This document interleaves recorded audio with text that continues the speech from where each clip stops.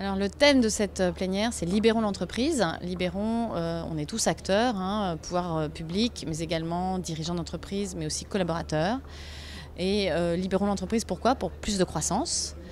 C'est ce qu'on va pouvoir faire avec Transavia France dans les années qui viennent, encore plus de croissance à venir. Alors pour cela, 3 idées, harmonisons, un peu plus d'harmonisation des conditions de concurrence au sein de l'Union européenne. Engageons nos collaborateurs et enfin innovons.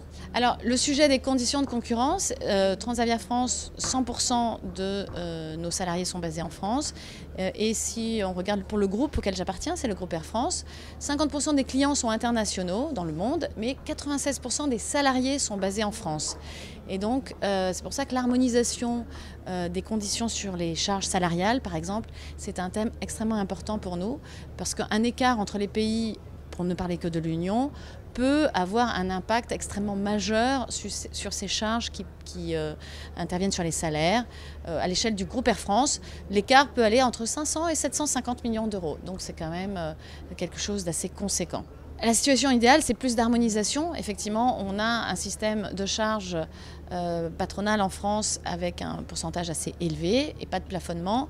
Dans d'autres pays de l'Union, le pourcentage est plus faible ou alors il y a un plafonnement. Et donc ce qu'on souhaite, c'est plus d'harmonisation pour nous permettre effectivement de nous battre à armes égales au sein de l'Union.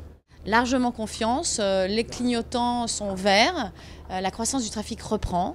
On a pas mal souffert après les attentats de Paris, c'est vrai, et de Nice, mais les clignotants sont maintenant verts, la croissance du trafic est là. Et donc nous voulons prendre notre part dans cette croissance du trafic. Et on pense qu'on a de beaux atouts en France pour prendre part à cette croissance du trafic aérien. Est-ce qu'il y a un autre message que vous voulez faire ? L'innovation. Je pense que innover, c'est ce qui aussi permet de libérer l'entreprise. Alors on innove avec le levier digital, bien sûr, le cas des compagnies aériennes, dont Transavia par exemple, avec plus de services vis-à-vis des clients. On innove aussi grâce à des startups, et elles sont nombreuses en France en tout cas, pour nous permettre de développer des services plus spécialisés.